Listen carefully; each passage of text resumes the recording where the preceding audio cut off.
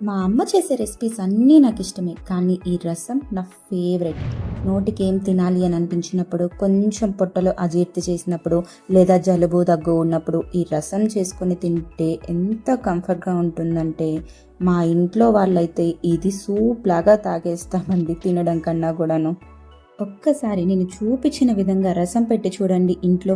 తినడం కాదు, తాగేస్తారు సూప్ లాగా, నాది గ్యారంటీ. అంత సూపర్గా ఉంటుంది దీని టేస్ట్. చేసుకోవడం కూడా చిటికల్లో పని విత్ సింపుల్ ఇంగ్రీడియంట్స్లో. ఇంకా ఆలస్యం చేయకుండా వీడియోలోకి వెళ్ళిపోదాం.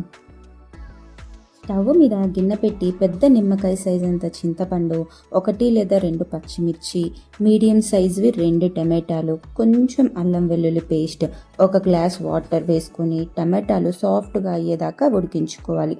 సుమారు ఒక 10 నిమిషాల దాకా. టమాటాలు సాఫ్ట్గా కుక్ అయిపోయిన తర్వాత స్టవ్ ఆఫ్ చేసుకోవడమే. దీన్ని కొంచెం చల్లార్చుకొని చూపిస్తున్న విధంగా మెత్తగా టమాటాలని, చింతపండుని మెత్తగా చేత్తోని స్మాష్ చేసేసుకోవాలి. మెత్తగా స్మాష్ అయ్యాక ఇలా పిప్పిని తీసి పక్కన పెట్టేసుకోండి. మళ్ళీ ఆ పిప్పిలో కొంచెం వాటర్ యాడ్ చేసుకొని ఆ వాటర్ని దీనిలోకి యాడ్ చేయండి. ఇప్పుడు ఒక రోలు తీసుకొని కొంచెం జీలకర్ర అలాగే మిరియాలు వేసి కచ్చా పచ్చాగా దంచుకోండి. ఈ జీలకర్ర మిరియాలు వేయించాల్సిన అవసరం లేదండి, పచ్చి వేసినా సరిపోతుంది. ఇవి కొంచెం కచ్చా పచ్చాగా దంచిన తర్వాత ఒక 7 నుంచి 8 పొట్టు తీసిన వెల్లుల్లి వేసి మరొకసారి దంచుకోండి. మరీ మెత్తగా దంచుకోవద్దు, చూపిస్తున్న విధంగా కొంచెం కచ్చా పచ్చాగా ఉంటే టేస్ట్ చాలా బాగుంటుంది.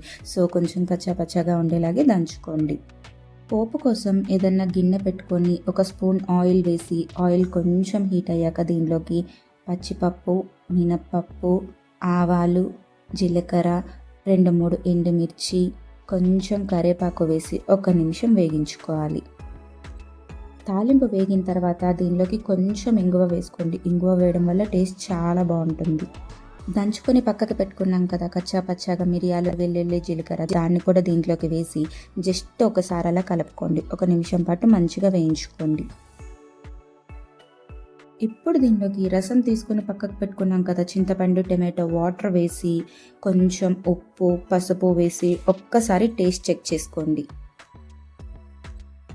ఇన్ కేస్ ఏం సరిపోకపోయినా ఈ స్టేజ్లోనే యాడ్ చేసుకోండి. ఒకవేళ పులుపు ఎక్కువ ఉందనుకోండి కొంచెం వాటర్ యాడ్ చేయండి. ఉప్పు సరిపోకపోయినా, కారం సరిపోకపోయినా అన్నీ ఈ స్టేజ్లోనే యాడ్ చేసుకొని ఒక్కసారి కలుపుకోవాలి. రసాన్ని మరి ఎక్కువసేపు మరిగించకూడదండి, జస్ట్ 1 లేదా 2 పొంగులు వస్తే సరిపోతుంది. ఎక్కువ మరిగిపోతే టేస్ట్ అస్సలు బాగోదు. సో ఇలా 1-2 పొంగులు వచ్చిన తర్వాత ఫైనల్గా సన్నగా తరుక్కున్న కొత్తిమీర వేసేసి స్టవ్ ఆఫ్ చేసేయండి. మన వేడి వేడి మిరియాల వెల్లుల్లి రసం రెడీ. దీన్ని సూప్లా తాగినా సరే జలుబు దగ్గు ఉన్నప్పుడు చాలా రిలీఫ్గా అనిపిస్తుందండి. ఒక్కసారి ట్రై చేసి మీకు ఎలా కుదిరిందో నాకు కమెంట్ సెక్షన్లో పింక్ చేయండి.